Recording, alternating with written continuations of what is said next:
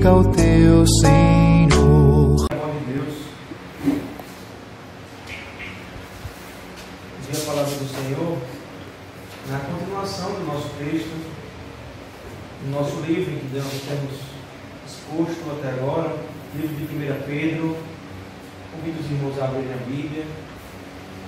1 Pedro. Vamos terminar hoje, se Deus permitir, o capítulo 2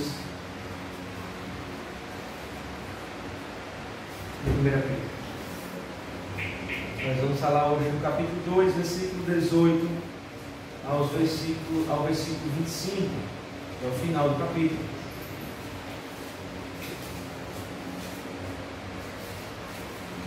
Pedro, capítulo 2, versículo 18 ao 25.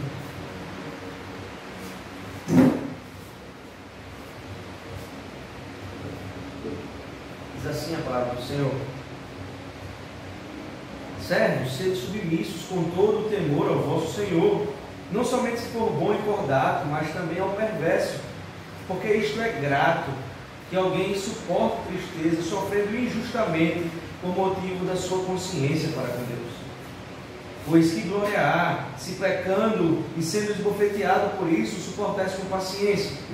Se, entretanto, quando praticais o bem, sois igualmente afligidos e suportais com paciência, isto é grato a Deus. Porquanto para isto mesmo foste chamado, pois quem também Cristo sofreu em vosso lugar, deixando-vos exemplo para seguirdes os seus passos, o qual não cometeu pecado, nem dolo algum se achou em sua boca.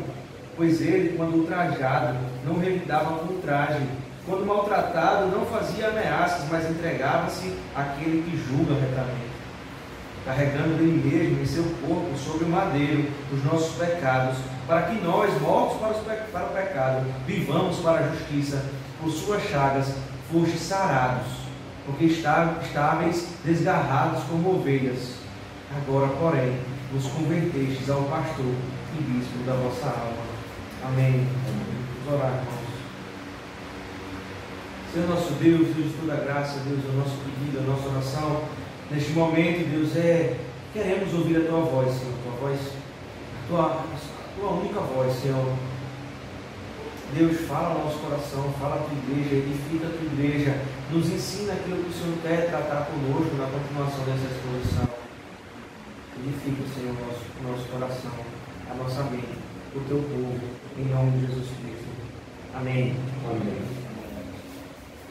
Irmãos, no século XVIII, teve um movimento que ficou bastante conhecido pela Igreja do Senhor. Era o movimento dos moravianos. Alguns já ouviram falar, talvez, outros não. Mas eles ficaram conhecidos porque por 100 anos, ou mais ou menos 100 anos, eles oravam sem cessar, 24 horas por dia. Como eles faziam isso, né? Uma equipe de moravianos, crentes no Senhor Jesus Cristo, orava. Depois que eles terminavam, outra equipe entrava, e eles ficaram orando sem cessar por mais de 100 anos, pois eles foram grandes missionários da sua época. Eles queriam fazer que Cristo fosse conhecido por todo mundo. Mas há uma história no meio dos moravianos que chamou mais atenção ainda. E foram dois jovens, né? Eles ouviram falar sobre uma ilha que tinha lá no leste da Índia, onde 3.000 africanos eram escravos. E aí eles olharam para aquela ilha, e o dono daquela ilha era um britânico. Ele era um grande agricultor, mas ateu. Ele não queria saber de Deus, nem que ninguém pregasse aos seus escravos, nem nada disso. Mas os jovens, eles foram tomados, né, pelo próprio Espírito Santo, porque eles queriam fazer com que aqueles 3.000 escravos escutassem, tivessem a oportunidade de escutar a palavra de Deus. Em oração, aquele coração daquele jovem se contorcia só de imaginar que todas aquelas pessoas passariam todos esses anos trabalhando confinadas, sem jamais ouvir falar sobre o amor do Pai. Então eles fizeram contato com o dono da ilha, o britânico ateu, e perguntavam se podiam ir lá esporadicamente, às vezes, para pregar o evangelho para aquelas pessoas que eram escravas. E logo o dono daquela ilha, né, daqueles escravos, disseram: de jeito nenhum pregador, nenhum clérigo, nenhum missionário, ninguém pode entrar aqui, jamais. Isso seria um ponto final naquela história, na maioria das pessoas, né? quando se encontrasse com essa dificuldade, talvez a maioria desistisse de pregar para aquelas pessoas. Mas aí eles não desistiram. Isso parece que foi uma motivação cada vez mais forte para o seu coração, a ponto deles tomarem uma decisão que seria uma decisão para o resto da vida. Eles conversaram com o dono daquela ilha e disseram: a gente quer se vender como escravo. E nós queremos passar o resto das nossas vidas a ser escravo do Senhor. Porque assim ele teria a oportunidade para pregar para aqueles outros 3.000 escravos. Eles deveriam agora suportar o fato de viverem confinados pelo resto dos seus dias, mas jamais suportariam morrer sem ter a oportunidade de pregar para aquelas 3.000 pessoas. Eles se venderam, o valor que eles receberam foi o suficiente para pagar a viagem até aí, e eles se venderam como escravos, e depois ninguém mais recebeu notícia desses 2 grandes missionários. Na hora da partida houve choro, orações, abraços, amigos, familiares, deram os últimos abraços, beijos. Algumas pessoas ficaram indignadas: por que vocês estão fazendo isso? Vocês estão saindo do nosso convívio, vocês nunca mais vão ver seus familiares, seus amigos, vocês vão viver como escravos pelo resto da sua vida. Mas quando o barco estava se afastando do porto, indo em direção a eles, levantaram as suas mãos e declararam a seguinte frase: para que o cordeiro que foi imolado receba recompensa por seu sacrifício através de nossas vidas. Essa frase ficou marcada. Interessante porque Pedro ele usa uma temática parecida aqui nessa parte do nosso texto. Ele começa dizendo: servos, sede submissos com todo o temor ao vosso Senhor. E Pedro ele não usa a palavra que comumente é usada para servos, como servos de Cristo, mas ele, no original ele usa uma outra palavra que não é normalmente usada, mas significa servo como empregado, como escravo de fato. Então Pedro olha para as pessoas que estão sendo perseguidas, essas pessoas no nosso contexto aqui de 1 Pedro, que estão vivendo momentos terríveis, e muitos foram pegos como escravos porque estavam sendo perseguidos, e Pedro manda uma carta para eles e diz assim: vocês, irmãos, os que são escravos, sirvam ao vosso Senhor com temor, veja, com paciência, sejam submissos a esse Senhor. E Pedro vai dizer assim: independente do que ele seja bom ou ruim, sirvam ao Senhor da vida de vocês. O Senhor, no caso, é o dono da vida ali, no momento humano, né? Escravos. Pedro estava se destinando essa parte da carta àqueles cristãos agora que foram pegos, perseguidos, se tornaram escravos. E está dizendo assim, nesses versículos iniciais: sirvam. É mais ou menos a relação que a gente tem de casa do Senhor e senzala, como teve aqui no Brasil. Tinha escravos cristãos que deram a sorte e foram parar na mão de senhores bons e cordatos, como diz o texto em 1 Pedro, no versículo 18. Ou justos, né? Mas tinha escravos que não deram tanta sorte. E aí eles foram parar na mão de senhores perversos e injustos. E aí Pedro olha para todos esses e diz: independente do seu Senhor. O Senhor aqui com S minúsculo, tá, irmãos? Independente do seu Senhor, sirvam Ele e sejam submissos a Ele e façam tudo do bom e do melhor. A ordem do apóstolo Paulo aqui é ser submisso independente do senhorio, sendo ele bom ou ruim. É grato que seja assim, o apóstolo Pedro vai escrever. E a palavra que foi traduzida como grato aqui é muito interessante, né? Porque é a mesma palavra para graça que o Novo Testamento usa. É incrível porque se você olhar para o texto lá no capítulo 2, ele diz assim: servos, sede submissos com todo o temor ao Senhor, não somente se for bom e cordato, mas também ao perverso, porque isto é grato, ou seja, porque isto é graça. É interessante, irmãos, porque a Escritura sempre vai relacionar graça com sofrimento. Sempre.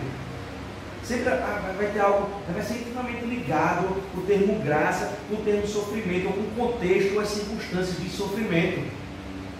Por isso que Pedro continua falando no versículo assim: graça. É graça que alguém suporte a tristeza, ou grato, né? É graça que alguém sofra injustamente. É graça por motivo de consciência a Deus. Então, o grande motivo do sofrimento injusto é porque temos consciência do sofrimento injusto. O sofrimento justo, perdão. Alguém mesmo que seja justo o nosso sofrimento por causa das mazelas do pecado. Alguém foi condenado injustamente. Ele está dizendo, isso é graça. A graça está totalmente relacionada ao sofrimento. Uma grande dificuldade de interpretação desse trecho, né? Porque alguns argumentam que esse trecho é um trecho escatológico, usa como exemplo Cristo. Então ele diz, para que houvesse graça e sofrimento era necessário. Cristo ele encarnou, ele sofreu toda a vida, ele foi mudo ao matadouro, ele sofreu injustamente. O seu Pai levou-o para a cruz. E diante disso, nós vivemos uma vida de sofrimento em consciência para com Deus. Em todos os aspectos da nossa vida. Pois a fortuna do crente não está aqui. Pois a bonança do crente não está aqui. Não está nesse mundo, não está nessa terra. Pedro, é interessante ele falar disso, porque, veja, logo em seguida, em alguns anos, depois que ele escreve essa carta, ele vai ser morto em Roma. Pedro, ele passa por sofrimento. Pedro, ele está debaixo de um rei tirano, de um ditador, em que persegue cristão e mata mais na frente. Mas Pedro vai dizer, escravos, sejam submissos. Sua consciência para com Deus, isso é graça. Isso é graça. Independente se o seu Senhor é bom ou se o seu Senhor é ruim. Mas quando nós seguimos o texto no versículo 20, ele diz assim, pois que glória há, se pecando e sendo esbofeteado por isso, suportais com paciência. Se entretanto, quando praticais o bem, sois igualmente afligidos, suportais com paciência. Isso é grato a Deus, ou isso é graça a Deus, isso é graça de Deus. Veja, irmãos, que o apóstolo Pedro, ele usa o versículo 18 e 19 como uma introdução para esclarecer o fundamento da graça do sofrimento. Ele olha para escravos ali, e ali ele está literalmente falando para escravos, sim, existia realmente escravos, mas ele não usa isso como a grande tese dele aqui no texto. Mas ele usa para afirmar que se os escravos estão sofrendo, se nós estamos sofrendo, passando por alguma dificuldade hoje, seja ela qual for, Cristo sofreu muito mais pelas nossas vidas. Essa é a grande tese. E ele continua, veja, do que adianta ser esbofeteado pelo pecado?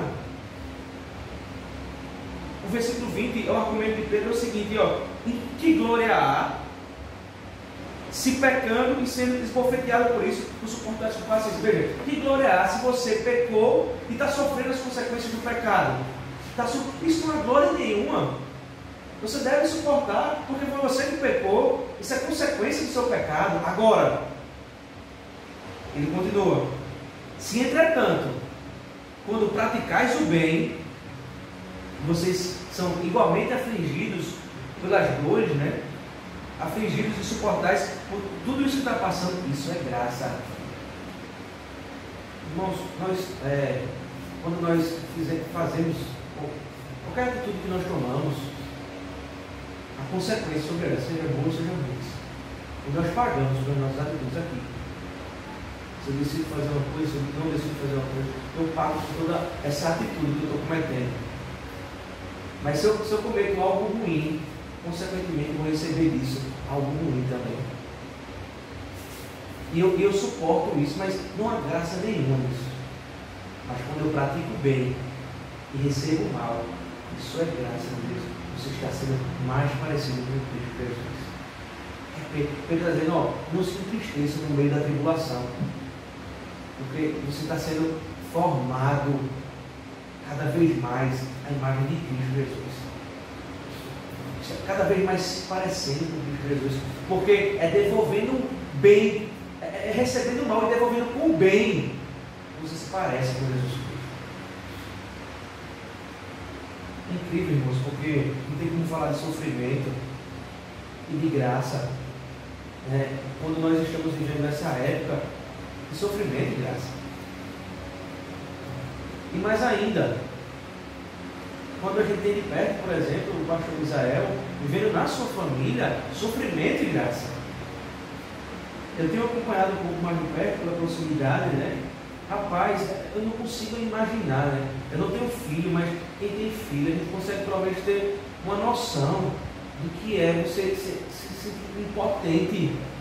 E seu filho está no leito ali, em coma, induzido há mais de um mês já, e você não sabe o que vai acontecer, o que vai ser da vida dele. Você se sente impotente porque você não pode chegar nem se aproximar, tocar no seu filho.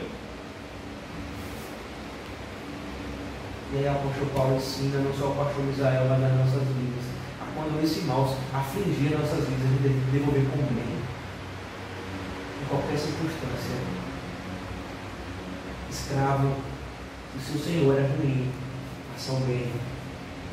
Se o Senhor é bom, devolva o bem. E fala nas nossas vidas também. Quando a tribulação vier à nossa vida, que geralmente é ruim, devolva também. Seja no trabalho, seja na escola, na faculdade, na igreja, em qualquer lugar. Devolva o bem quando o mal chegar. Gabriel lutando entre a vida e a morte. E a família do pastor Misael suportando pacientemente cada procedimento, cada melhora e cada piora. Irmão, se não for a fé nesse momento da nossa vida, se não for a fé naquele que suportou até a morte de cruz, para salvar eu e você, os nossos pecados, se Cristo não for o nosso alicerce, no momento da grande tribulação, das grandes tribulações da nossa vida, o nosso mundo desaba. A nossa fé murcha. Nós saímos correndo daqui, nós não aguentamos. Se Cristo não for o nosso grande alicerce, nós não conseguimos servir o mal com o bem. Irmãos, há dentro do nosso coração, enraizado, nós sabemos, nós falamos sobre isso, o pecado, e o pecado nos inclina, é algo natural do pecado, devolver o mal com algo pior.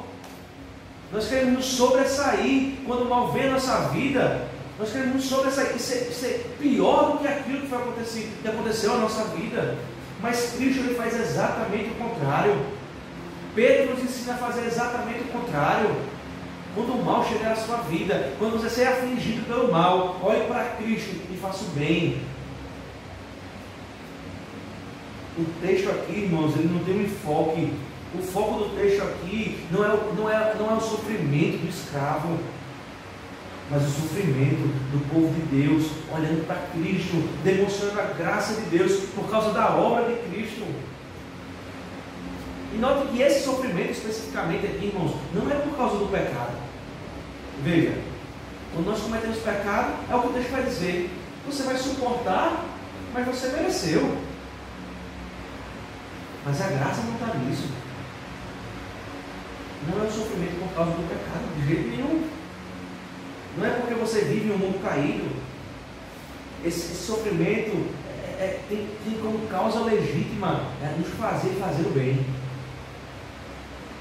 É um sofrimento injusto. É um sofrimento que vem sobre a nossa vida. Eu não merecia passar por isso. É aquele tipo de oração que nós fazemos. Por quê, Senhor?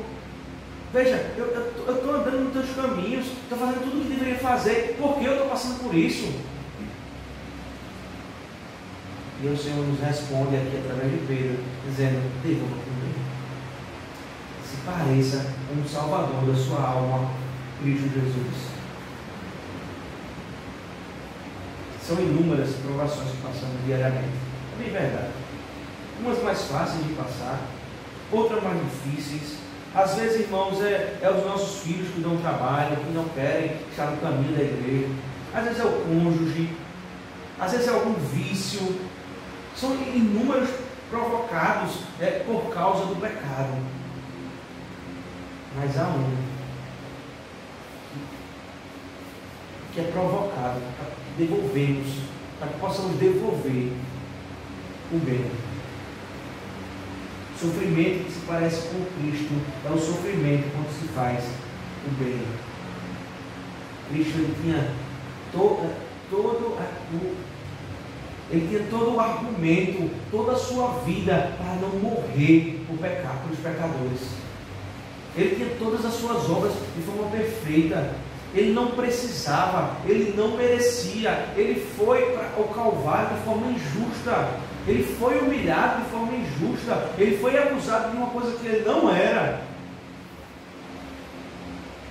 Mas ele devolve com bem, a ponto de pedir ao Pai misericórdia, porque eles não sabiam o que estavam fazendo.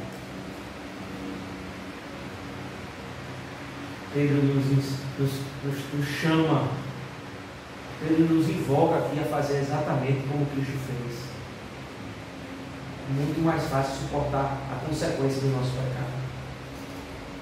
Por isso que o apóstolo continua no versículo 21 e diz: porquanto para isto mesmo foste chamados, pois que também Cristo sofreu em vosso lugar, deixando-vos exemplo para seguir os seus passos.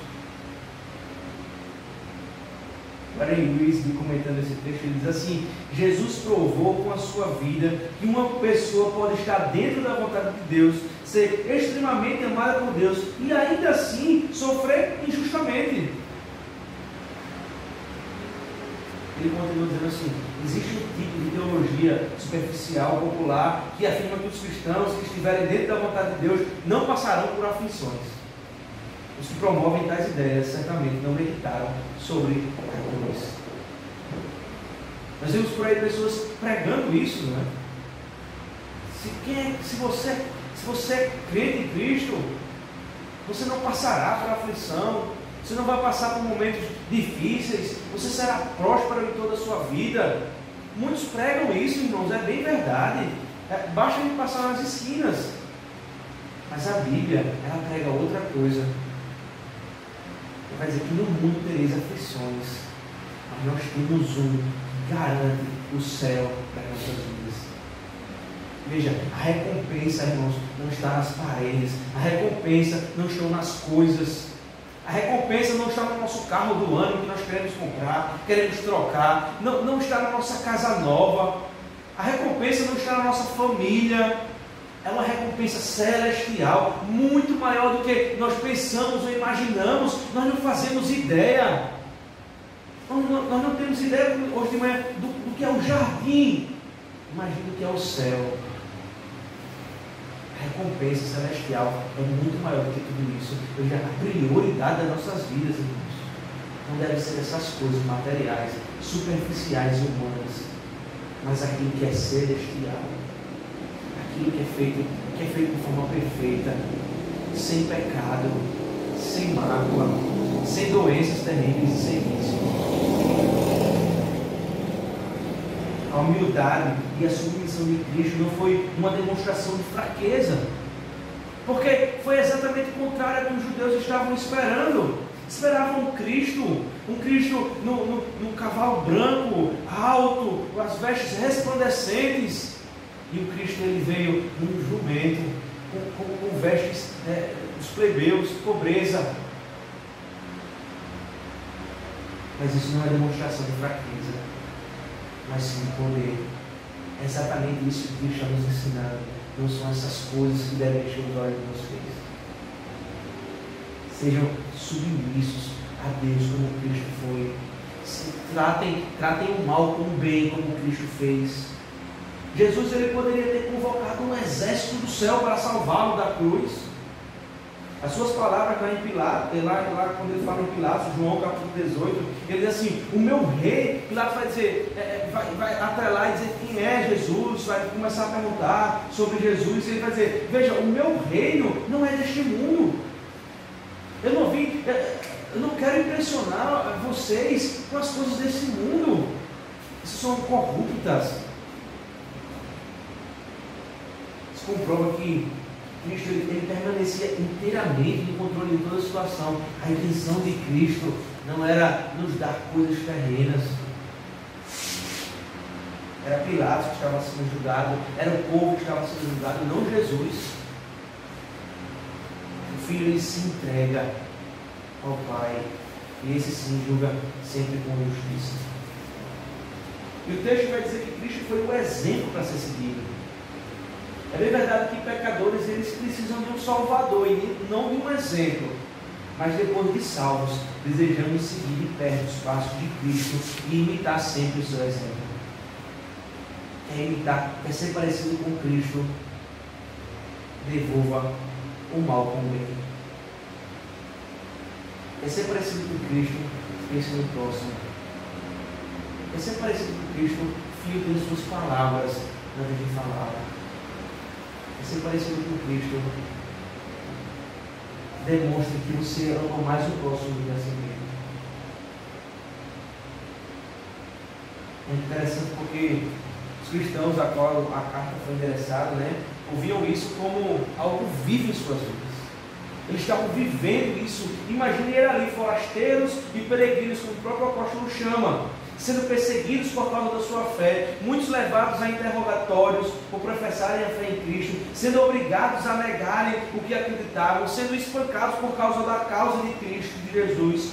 E Pedro os encoraja a suportarem com paciência tudo o que eles estavam passando. Porque por 33 anos Cristo suportou pacientemente a caminhada dele até a cruz. Esse é o grande argumento de Pedro.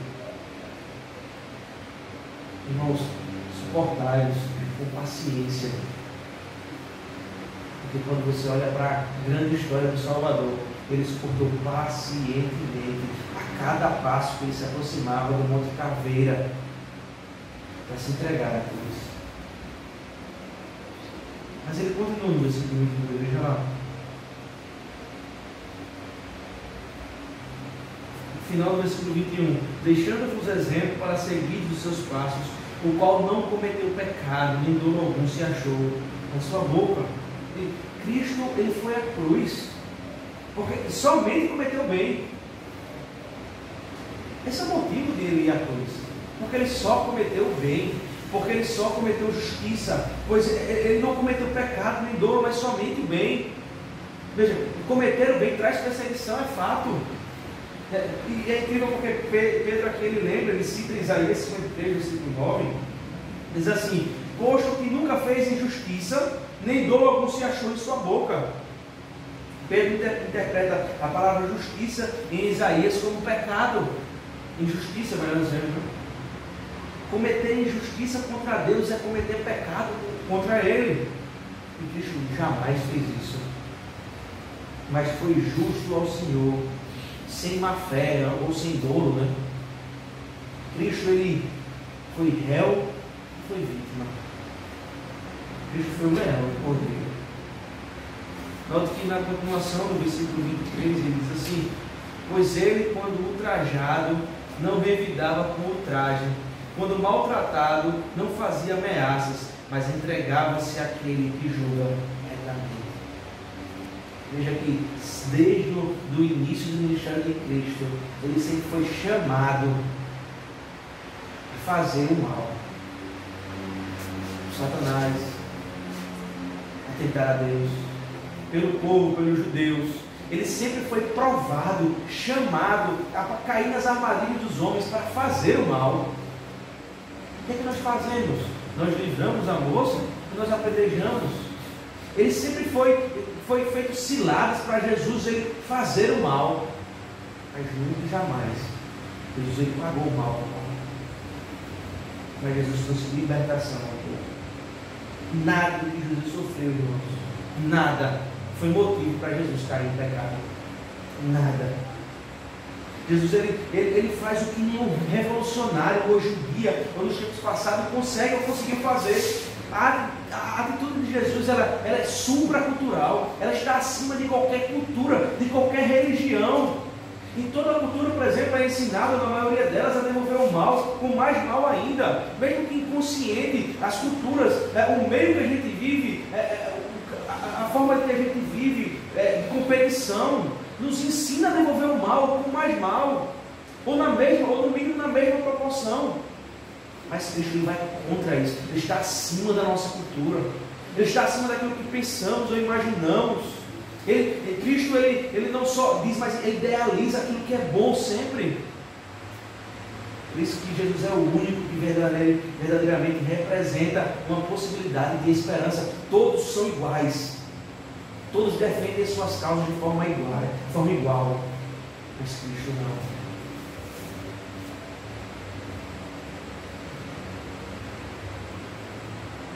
ele representa uma possibilidade de esperança, ou a única possibilidade de esperança para a humanidade. E agora, depois de dizer tudo isso que Jesus não fez, ou que ele não é, agora nos versos seguintes, vemos o que Jesus fez diante das injustiças humanas, que nós éramos e que nós somos. Veja comigo os versículos 24 e 25. Carregando Ele mesmo em seu corpo sobre o madeiro os nossos pecados, para que nós, mortos para os pecados, vivamos para a justiça. Por suas chagas foste sarado, porque estáveis desgarrados como ovelhas. Agora, porém, vos convertestes ao pastor e bispo das vossas almas, da vossa alma. Veja que Pedro ele usa um verbo aqui, que é um verbo carregar, né? Versículo 24, carregando. E aqui esse verbo está no tempo, no original grego, no original, que a gente chama de auristo, que é uma ideia que a gente não tem em português, mas é uma ideia, irmãos, de um ato que começou e teve ponto final. Não é um ato linear, que começa aqui e tem consequências pela eternidade. Não, mas o verbo aqui é usado de forma que começou e teve ponto final, foi completo ali. Assim como a obra da cruz foi algo completo. Ele está se referindo que Cristo ele carregou de uma vez por todas os nossos pecados. Ele nasceu, ele morreu, ele ressuscitou e foi algo pontual. Foi completa a sua obra. Na cruz o Senhor Jesus carregou de forma definitiva os nossos pecados. Jamais iremos perecer, pois estamos guardados pela obra de Cristo Jesus, que é infalível e suficiente. É algo que começou e terminou.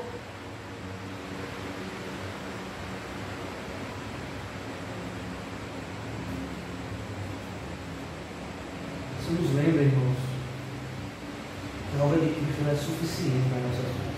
Ela é suficiente para o pecador. Lembrando que essa obra ela é aplicada, né, em nós. Nós morremos com Cristo e nascemos de novo.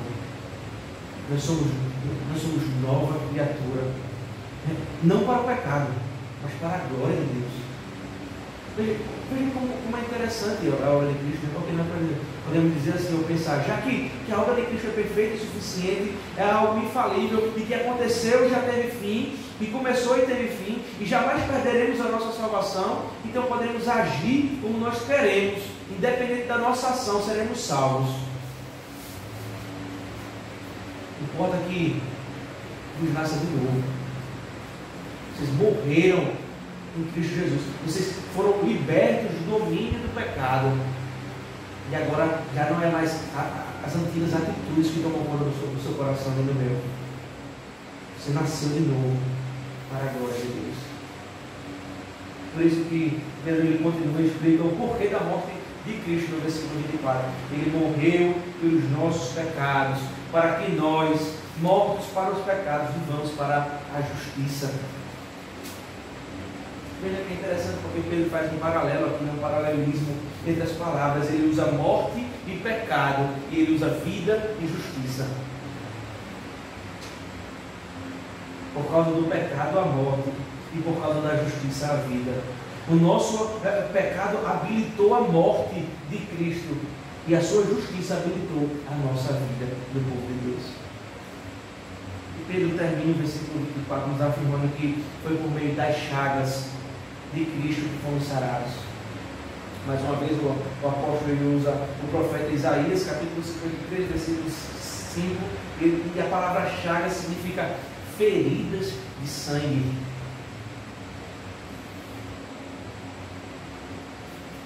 E Pedro mais uma vez nos lembra da nossa antiga posição. Veja, algo é costumeiro em Pedro falar.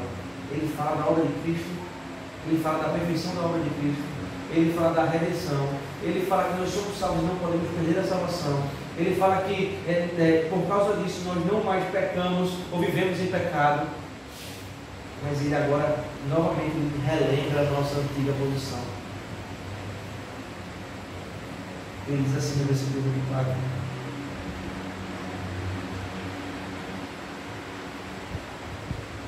versículo 25: porque estáveis desgarrados como ovelhas. Pessoas desgarradas, pessoas perdidas, ovelhas perdidas, ovelhas que perambulavam sem rumo, mas por intermédio de Cristo, o grande pastor das nossas almas, o nosso Salvador, fomos convertidos, retornamos para o Senhor. Conversando da ideia disso, quando você está numa pista e você faz a curva e volta ao contrário, essa é a conversão, é mudar 100%, é ir contrário àquilo que nós estamos fazendo. O Senhor é pastor das nossas almas, aquele Senhor que vai atrás de uma ovelha perdida. E Ele converte o caminho dessa ovelha perdida. Ele volta ao rebanho do Senhor. Interessante porque a palavra convertido aqui, ou vós convertestes, né? Que vos convertestes. Ele está no grego, ele está numa forma passiva, indicando que não é independente de mim a ação de ser convertido. Não sou eu aquele que age para converter a minha alma, mas o passivo é aquele que sofre a ação. Exatamente, né? É a forma que nós interpretamos o texto de forma gramatical, teológico. É o Senhor que converte, Ele é passivo quanto à conversão. É Deus que converte a vida daquela ovelha, daquela pessoa. É o Senhor que me fez enxergar, é Ele que tirou as escamas dos meus olhos. Eu, como ovelha sem rumo, perdido, mas foi o grande e o bom pastor que foi em busca da minha alma. Aquele que deixa 99 para ir atrás de uma ovelha. Esse é o bom pastor. Esse é o bispo da nossa alma, como diz o texto. E ele termina dizendo exatamente isso. Porém, vos convertestes ao pastor e bispo das vossas almas. E a palavra bispo, irmãos, no dia de hoje, nos dá uma ideia de cargo, né, de igreja, de cargo eclesiástico, mas naquela época ela significava guardião, ou aquele que guarda a nossa alma.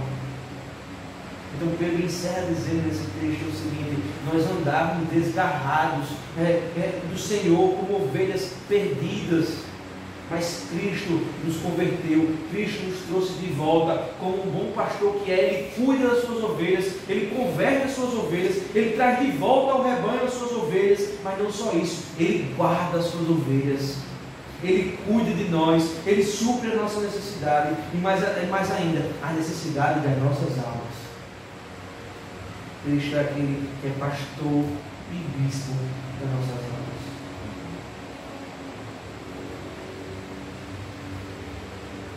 Explicando de forma rápida, a primeira coisa que nós vemos que nós devemos ser submissos às autoridades. É um princípio desse contexto aqui. Ele vem tratando disso, né? Desde o versículo 11. Porque ser submisso às autoridades é aquilo que lemos em Romanos, na liturgia. Entendendo que ela é instituída por Deus. E ainda os escravos daquela época. E eu trago de uma forma prática que aquele que é empregado, aquele que trabalha para alguém, Deus chama na mesma autoridade, como Pedro fala aqui, ser submisso ao seu Senhor, ao seu patrão, mesmo ele sendo justo ou mesmo ele sendo injusto. Porque assim, porque isso é graça dentro de Deus. Se for injusto, você está sofrendo como Cristo de forma injusta, demonstrando que você é parecido com Cristo.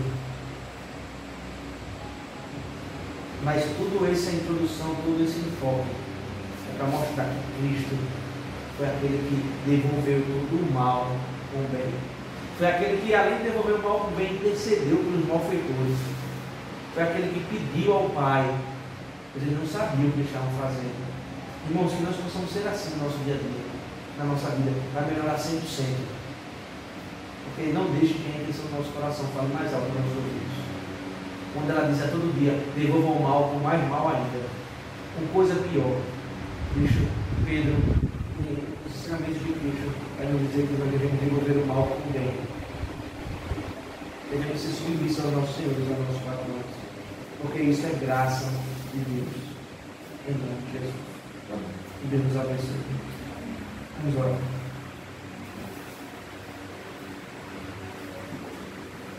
Senhor nosso Deus, nós louvamos o Teu nome, ó Pai, na Tua palavra. Louvamos o Teu nome, Deus, porque nós enchemos o nosso coração, a nossa alma, Deus, ela se tranquiliza quando ouvimos a Tua palavra, quando o Senhor fala aos nossos corações, mas ao mesmo tempo também, Deus, nós ficamos inquietos, porque nós sabemos que nós falhamos em muitos desses aspectos, em muitas das coisas que foram faladas aqui.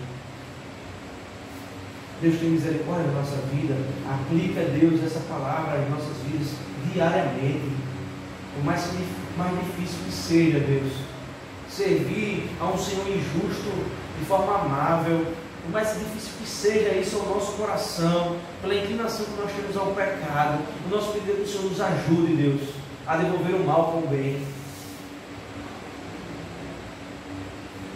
Toda essa carcaça, toda essa purificação que o pecado fez aos nossos sentimentos e à nossa alma, de não devolver o mal com o bem, que Deus retira tudo isso de nós, mas que possamos ter um coração totalmente de carne, possamos olhar para o outro com misericórdia, possamos olhar para o outro com amor ao próximo,